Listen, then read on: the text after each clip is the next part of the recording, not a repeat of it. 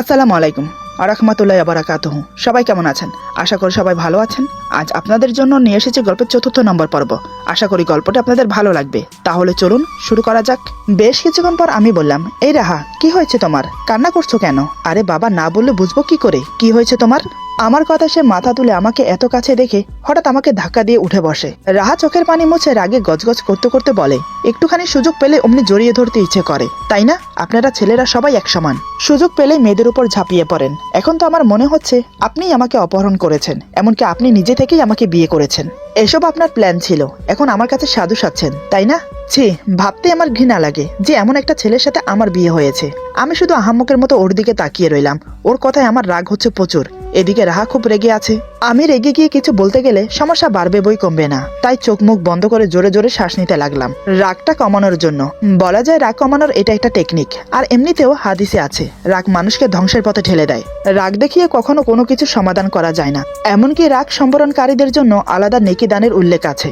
আমাদের প্রিয় নবী হযরত মুহাম্মদ সাল্লাল্লাহু আলাইহি সাল্লাম বলেছেন, হে উম্মতগণ, এমন কাজ থেকে বিরত থাকো যে কাজ তোমাদের ভিতরে রাগ সৃষ্টি করে, একে অপরের সাথে ঝগড়া বিবাদ মারামারি করতে বাধ্য করে। রাগ মানুষকে পাপের পথে ঠেলে দেয়, তাই কেউ রেগে গেলে তার সাথে ঠান্ডা মেজাজে এমনকি মুচকি হেসে কথা বলবে, নয়তোবা চুপ থাকবে। যে রাগ সম্বরণ করে তার আমল নামায় যেমন নেকি লেখা হয়, তেমনি যে চুপ থাকে তার আমল নামায়ও নেকি লেখা হয়। আল হাদিস। যাই হোক, বেশ কিছুক্ষণ পর আমি উঠে বসলাম। পাশে থাকা টি টেবিলে রাখা পানির গ্লাসটা ওকে এগিয়ে দিয়ে বললাম, পানিটা খেয়ে নাও। রাহা হাত দিয়ে সরিয়ে বলে, আমি খাবো না। আমি বললাম, পানিটা খেয়ে নিতে বলছি। রাহা একবার আমার মুখের দিকে তাকিয়ে পানির গ্লাসটা নিয়ে ঢকঢক করে পানিটা খেয়ে নিল। আমি খুব ঠান্ডা গলায় বললাম, দেখো, বারবার আমাকে দোষ দেওয়াটা না বন্ধ করো। তুমি এত আহামরি সুন্দরী না যে তোমাকে তুলে নিয়ে গিয়ে বিয়ে করতে হবে। আচ্ছা, তুমি আমাকে এটা বলো তো, পুলিশকে তুমি খবর দিয়েছিলে নাকি আমি খবর দিয়েছিলাম? তুমি যদি পুলিশকে খবর না দিতে তাহলে আমাকে ট্যাপে পড়ে তোমাকে বিয়ে করতে হতো না।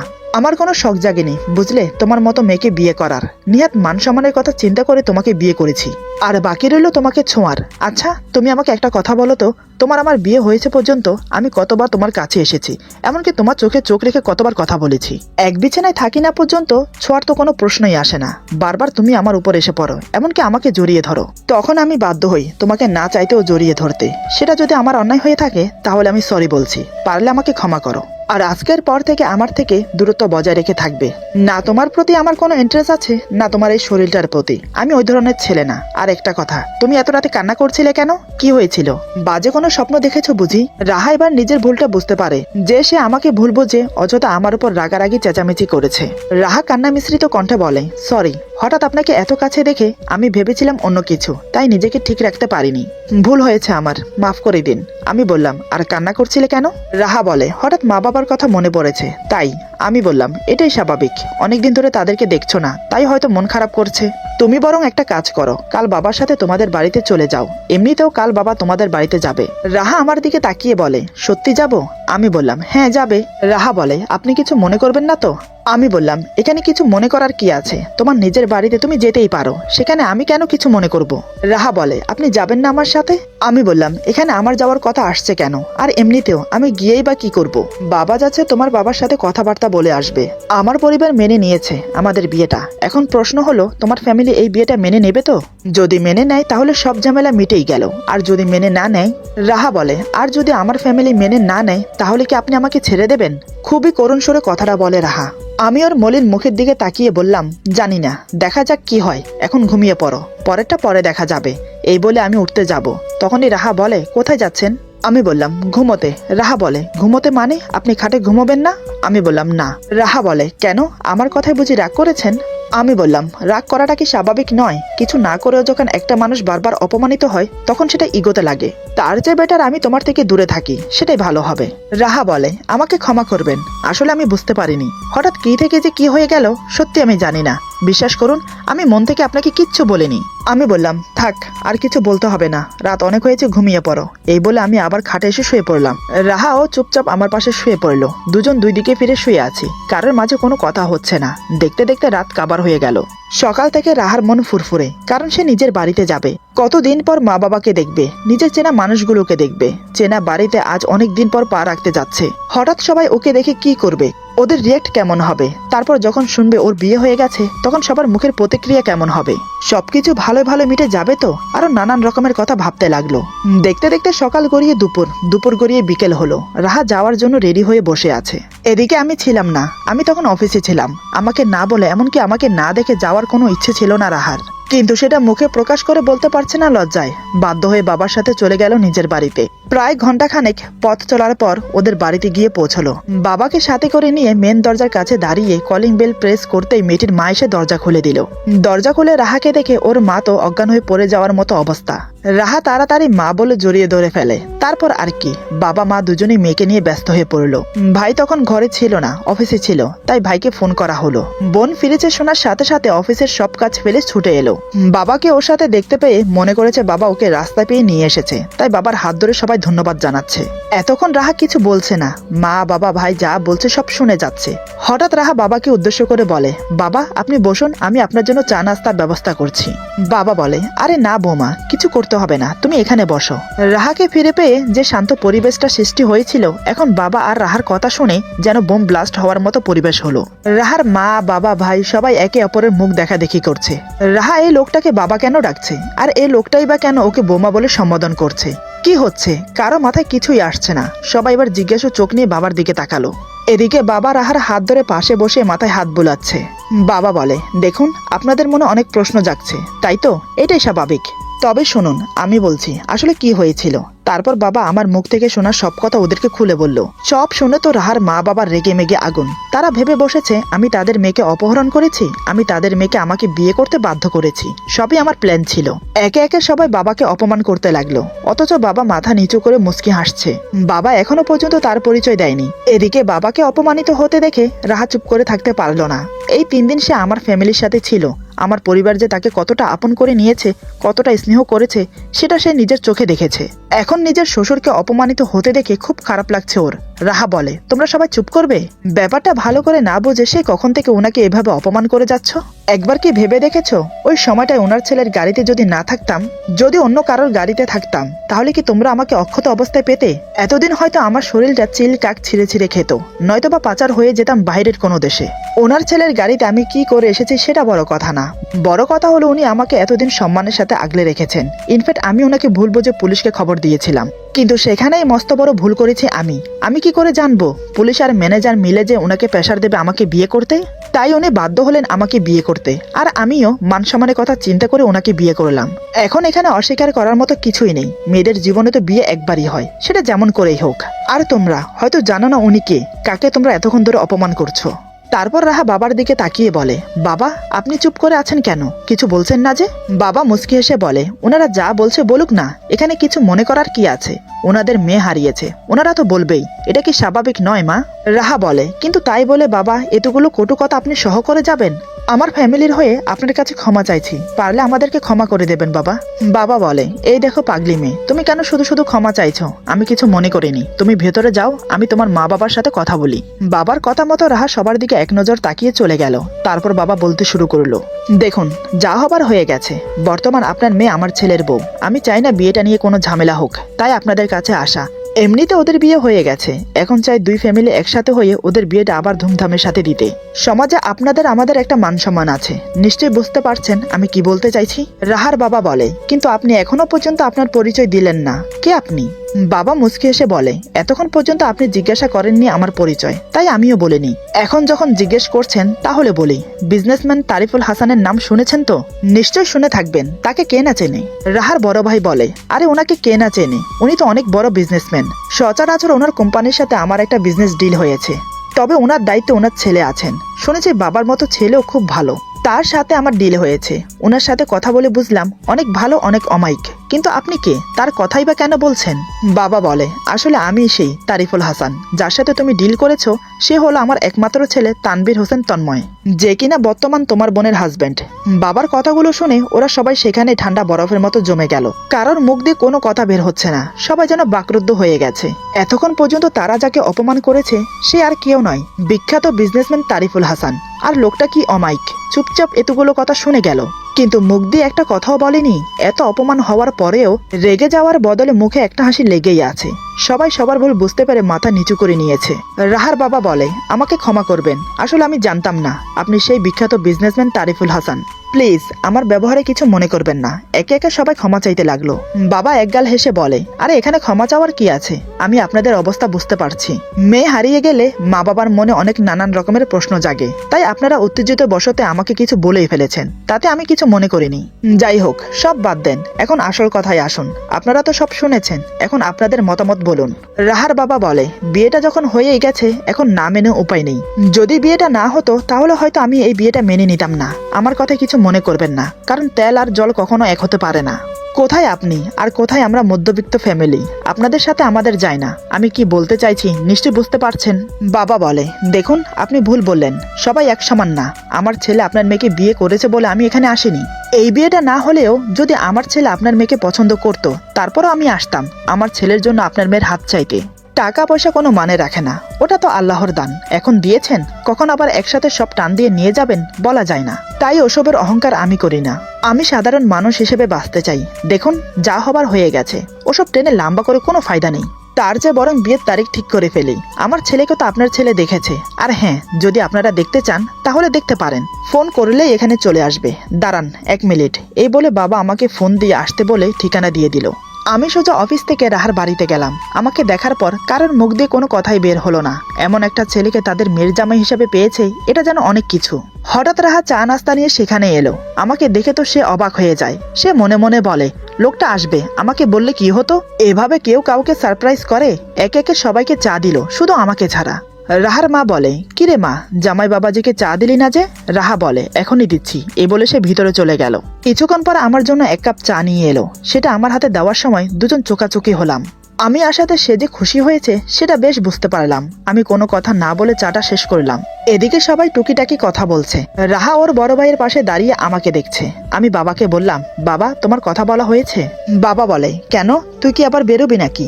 আমি হাতের ঘড়ির দিকে তাকিয়ে বললাম, একটা জরুরি মিটিং আছে আমার, তাই আমাকে এখন যেতে হবে। বাবা বলে, তা বেশ তো, যা, তবে যাওয়ার আগে ওনাদের কথা শুনে যা। রাহার বাবা বলে, আরে না না, আমাদের কিছু জিজ্ঞেস করার নেই, তবে বলছিলাম যে রাতের খাবারটা খেয়ে গেলে ভালো হতো না বাবা। আমি বললাম, না মানে বাবা, একটা জরুরি মিটিং আছে, এখন না গেলেই নয়। আপনারা অনুমতি দিলে আমি এখন আসতে পারি। তারপর সবার থেকে অনুমতি নিয়ে চলে আসলাম। কিন্তু রাহার সাথে আমার কোনো কথা হয়নি। এটাতে রাহা মনে কষ্ট পায়। সে মনে মনে বলে, কিসের এত দেমাক লোকটার, আমার সাথে একটি কথাও বললো না। কোথায় ভাবলাম উনি আমার সাথে কথা বলবে, তাও আবার আলাদা ভাবে, কিন্তু সেটা না করে উনি মিটিং এর অজুহাত দিয়ে চলে গেল। এভাবে নানান কথা ভাবতে লাগলো। সেদিন বাবা বিয়ের দিন তারিখ ঠিক করে চলে এলো। রাহা সেখানেই থেকে গেল। 1 সপ্তাহের মধ্যে বিয়ে হবে। দেখতে দেখতে সেই বিয়ের দিন চলে এলো। তারপর খুবই ধুমধামের সাথে আমাদের বিয়ে হলো। বিয়েতে পড়ার জন্য ওকে একটা লাল রঙের গ্রাউন দিয়েছিলাম। গ্রাউনের উপরে ফুল স্লিপের ঢোলা ঢালা একদম লম্বা কুটি সিস্টেম করা, যেটা বোরখার কাজ করবে, তাই এই ব্যবস্থা করেছিলাম। ধরে তো আর এটা বলতে পারি না ওকে যে বিয়েতে বোরখা পরতে হবে, তবে এটা বলেছিলাম অন্তত হেজাব পরো। বিয়ে বাড়িতে নানান রকমের পুরুষ মানুষ থাকে।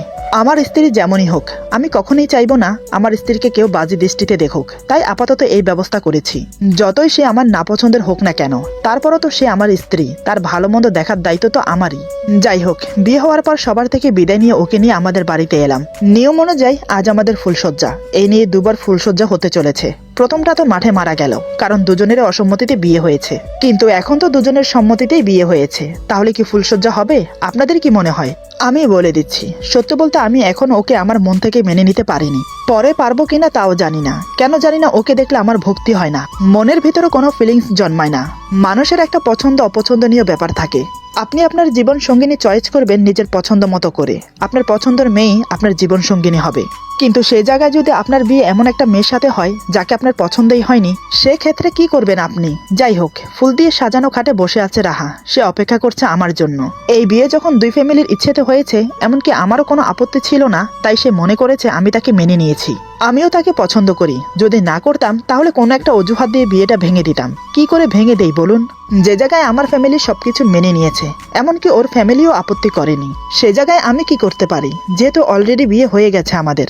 যাই হোক, রাত 12টার দিকে আমি রুমে গেলাম। রুমে প্রবেশ করে দরজা লাগানোর শব্দ শুনে রাহা কেঁপে ওঠে।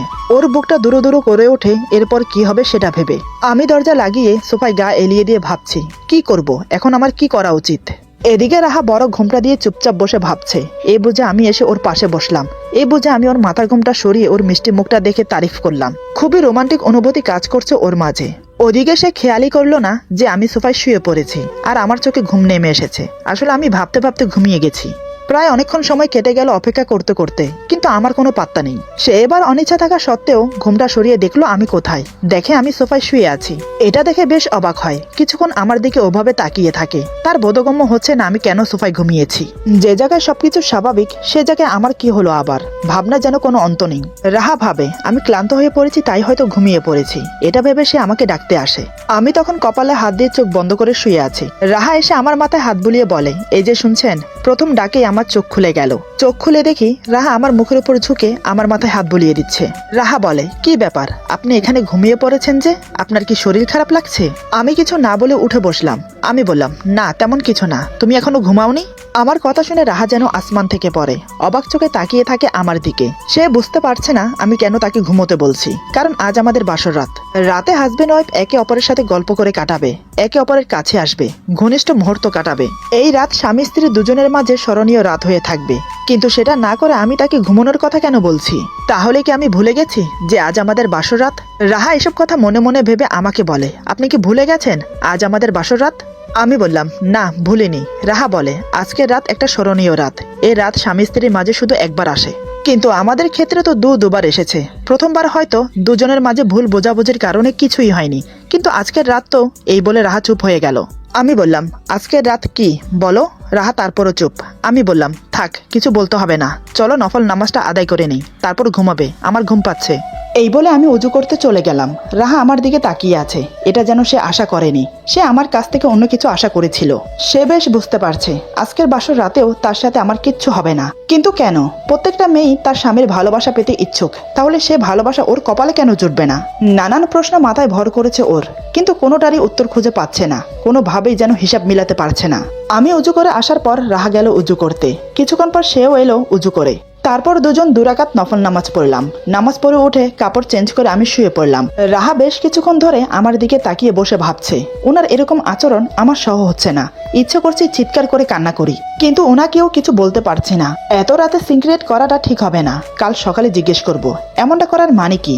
এইসব ভেবে সেও কাপড় চেঞ্জ করে শুয়ে পড়লো, কিন্তু মাঝখানে কোনো বালিশ দেয়নি। আর বালিশ দেওয়ারও কোনো প্রয়োজন বোধ মনে করেনি, কারণ সে আমাকে স্বামী হিসেবে মেনে নিয়েছে। এমনকি আমার সঙ্গ পেতে তার খুব ইচ্ছেও করছে।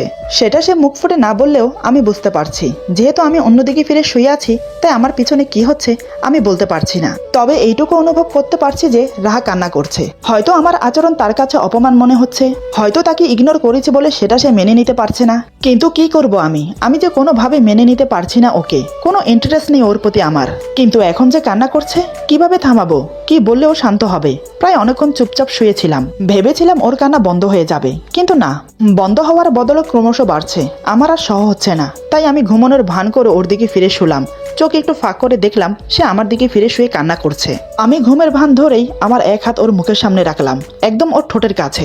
রাহা ভেবেছে আমি ঘুমিয়ে আছি, তাই সে ওর একটা হাত আমার হাতের উপরে রেখে শক্ত করে ধরলো। আমি চুপচাপ শুয়ে আছি, দেখি ও কি করে। কিন্তু না, বেশ কিছুক্ষণ সময় কেটে গেল এভাবে। সে কিছু করছে না, শুধু কান্না করছে আমার হাত শক্ত করে ধরে। মনে হচ্ছে আমার হাতটাই যেন ওর একমাত্র সাহারা। হঠাৎ টুপ করে আমার হাতে একটা চুমু খেলো। তারপর আমার হাত ওর বুকের সাথে শক্ত করে চেপে ধরে রাখে। এমন ভাবে বুকের সাথে হাত চেপে রেখেছে যার ফলে আমার হার্টবিট বেড়ে যাচ্ছে। শরীর ক্রমশ গরম হয়ে উঠছে। অন্যরকম একটা শিহরণ জেগে উঠেছে ওকে কাছে পাওয়ার জন্য। কিন্তু আমি এত সহজে দুর্বল হতে পারি না। ওকে কোনোভাবেই বুঝতে দেওয়া যাবে না যে আমি ওর ছোঁয়া পেলে ওর প্রতি দুর্বল হয়ে পড়ি। না, এভাবে আর কিছুক্ষণ থাকলে সত্যি কিছু একটা হয়ে যাবে। এবার দেখছি আমাকে কথা বলতেই হবে। আমি চোখ খুলে ওর দিকে তাকিয়ে বললাম, কি হয়েছে? এত রাতে কান্না করছো কেন? আচ্ছা, তোমার সমস্যা কি বলো তো? যখন তখন শুধু কান্না করো। আমি তো তোমাকে কিছুই বলিনি, যার জন্য এভাবে কান্না করছো। আমার কথা শোনার সাথে সাথে আমার হাত ছেড়ে দেয়। আমি সেটা দেখেও না দেখার ভান করলাম। রাহা ফেল করে আমার দিকে তাকিয়ে আছে। সে মনে মনে বলে, আমি কেন কান্না করছি আপনি কি সত্যিই বুঝতে পারছেন না, নাকি বুঝেও না বোঝার ভান করছেন? কেন কষ্ট দিচ্ছেন আপনি আমাকে? কেনই বা এমন করছেন আমার সাথে? আমি ওকে এভাবে তাকিয়ে থাকতে দেখে বললাম, কি হলো? এমন করে তাকিয়ে আছো কেন? আর কথাই বা বলছো না কেন? রাহা কান্না জড়িত গলায় বলে, কিছু না। এই বলে অন্যদিকে ফিরে শুয়ে পড়লো। আমি বললাম, কান্না বন্ধ করো, আর যেন একটাও টু শব্দ না শুনি। আরেকটা কথা, মাঝখানে বালিশ দাওনি কেন? রাহা বলে, সরি, ভুলে গেছি। এই বলে সে মাঝখানে দুটো বালিশ দিয়ে দিল। আমি জানি সে ইচ্ছে করেই দেয়নি। আমি এটাও জানি সে আমার কথায় খুব কষ্ট পেয়েছে। ওকে এভাবে কষ্ট পেতে দেখে আমার খারাপ লাগছে। ইচ্ছে করছে বুকে একটু জড়িয়ে নিয়ে বলি আমার এমন ব্যবহারের জন্য সরি। এদিকে রাহা কান্না করতে করতে একসময় ঘুমিয়ে পড়ে, কিন্তু আমার ঘুম আসছে না। আজ ওকে এভাবে কষ্ট পেতে দেখে আমার খুব খারাপ লাগছে। আমি যেটা করছি ওর সাথে সত্যি কি ঠিক করছি? মনকে অনেক বোঝানোর চেষ্টা করলাম, কিন্তু কোনোভাবেই পারছি না। রাত আনুমানিক 2টো হবে। রাহা আমার পাশে ঘুমে কাতর হয়ে আছে। ঘরের ডিম লাইটের আলোতে ওর চেহারাটা বেশ ভালো দেখা যাচ্ছে। আমি ওর দিকে ফিরে ওকে দেখতে লাগলাম। ওর কান্নামাখা মুখটা দেখে নিজেকে অপরাধী মনে হচ্ছে।